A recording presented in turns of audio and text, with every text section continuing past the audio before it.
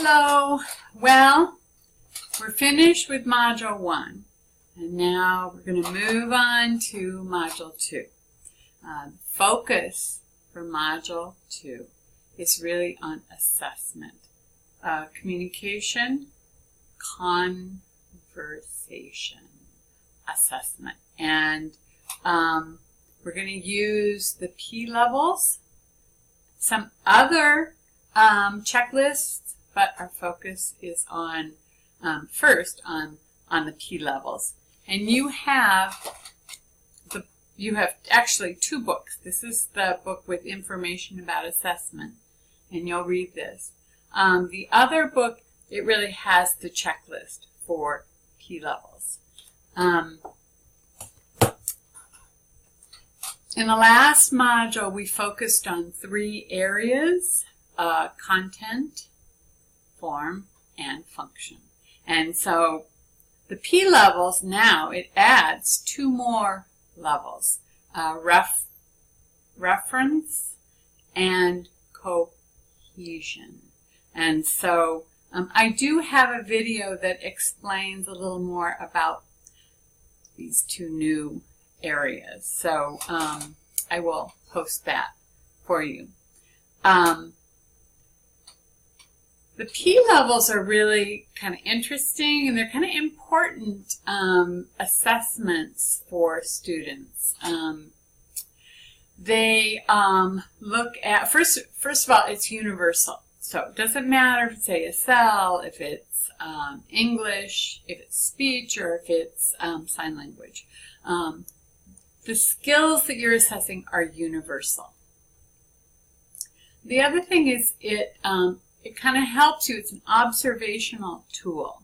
So it's not formal. It's really not formal.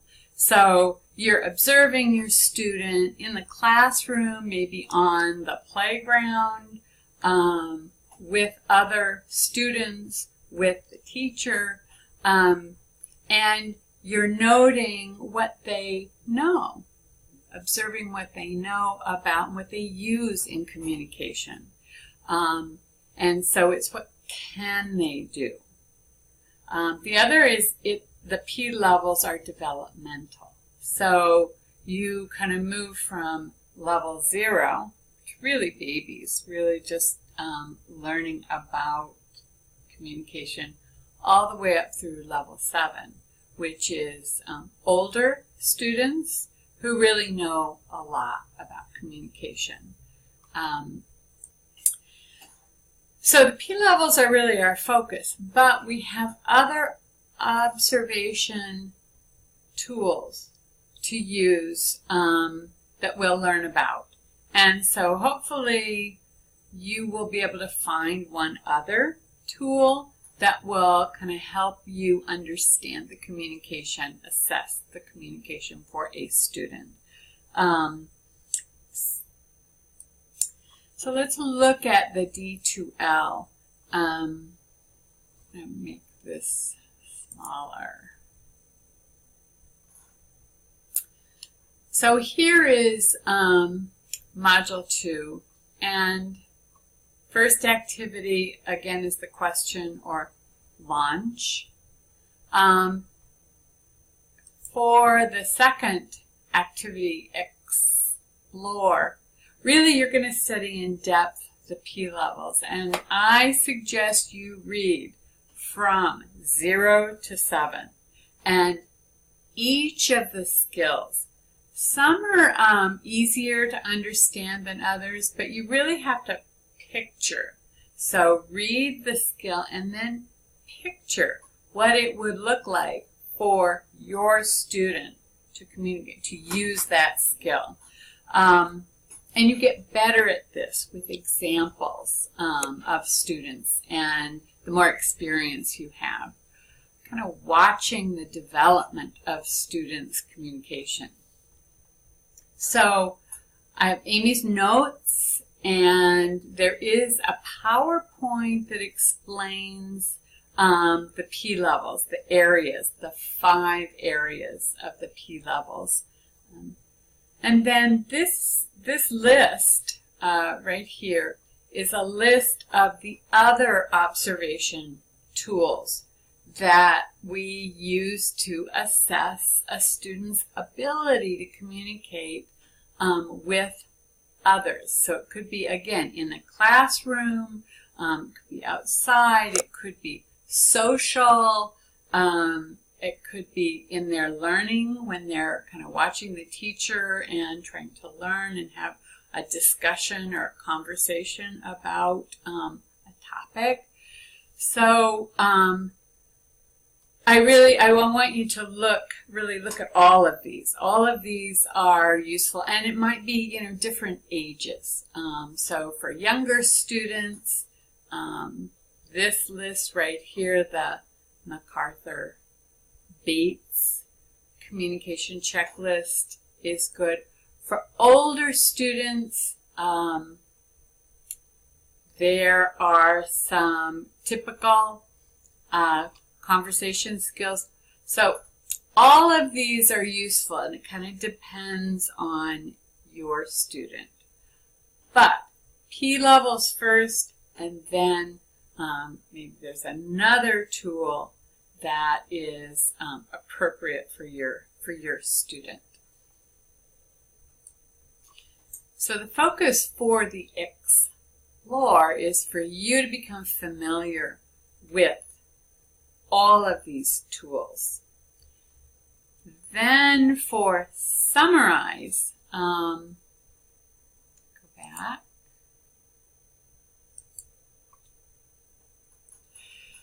You really work with your group, and you have an example of a student, a conversation, and it's a video. Student's name is Tuli, and your job is to watch the video and identify the content, the form, and the function that this student uses in the conversation. And then you share this with your group. You have a discussion, and you kind of point to examples in the video. You want evidence for what you're for what you say he knows or doesn't know how to do in communication. Then you will also, in your group, identify goals for Tuli. So this is an example. It gives you an opportunity to use observation and assess using the P levels. Specifically, you post the observation form with the first three areas: content, form, and function. Then your discussion, your online discussion, is really here. Really to kind of find examples of reference and cohesion, to assess what level, P level, and then to kind of identify two goals, communication goals for the student. And probably the easiest way to identify goals is to pick one, two of the areas of communication. So maybe a goal for function and a goal for form. You pick out which you think are really important for Tuli. And the summarizer, the person who is responsible for summarizing, uses the form, using all the information that the group talked about, and puts it in the form and posts that to D2L. So remember, Summarizing your discussion, and the summary is for week 1 of the module. Week 2 is apply. And so apply, you will assess one of your students using the P levels. And I give you a kind of a worksheet to use and some very specific instructions. First of all, I want you to observe the student in 2 places, 2 settings. Maybe it's the classroom, maybe it's in the gym, but 2 places where he or she is communicating. Then I want you to talk with another person who knows the student and their communication, so you can learn from that person. It's always better to have 2 people and their ideas about really what a student knows, and it kind of helps, I think, to have various perspectives. Then you have a P level, here it is, worksheet. And I'm going to open that up. Here it is. It really kind of walks you through the process. Everything that's required for this apply project. I'll open it up a little more. You'll hand in your notes, your observation notes. So when you are observing a student, you want to write down what you learn.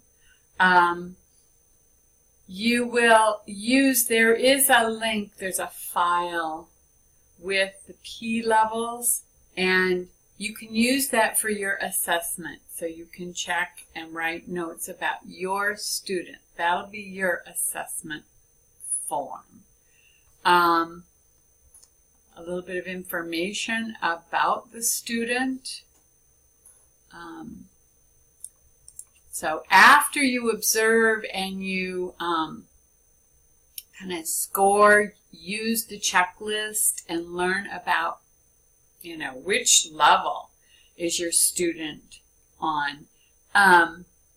Then to give examples, kind of evidence to support your idea about which P level.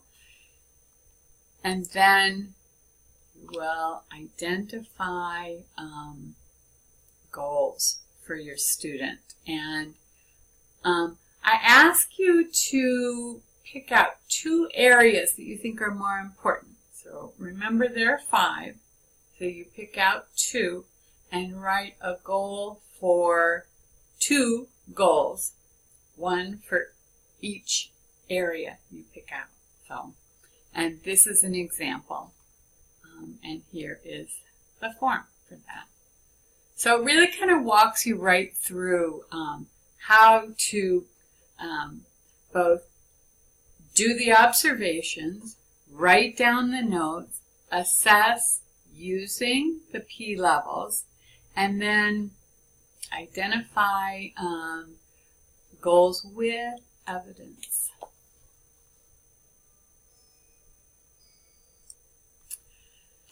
So I also give you an example of, how to write a goal, so it's specific, right here. So be sure you read all of this information. But I do also give you kind of an overview. So here's sort of for application, kind of the final, everything you need to submit or post to D2L.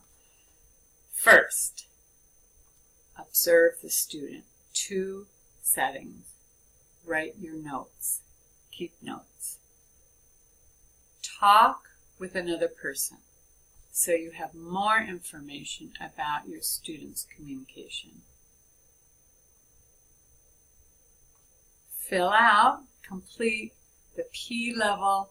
It's a chart. It's actually a file on D2L, so you complete that. That's your analysis.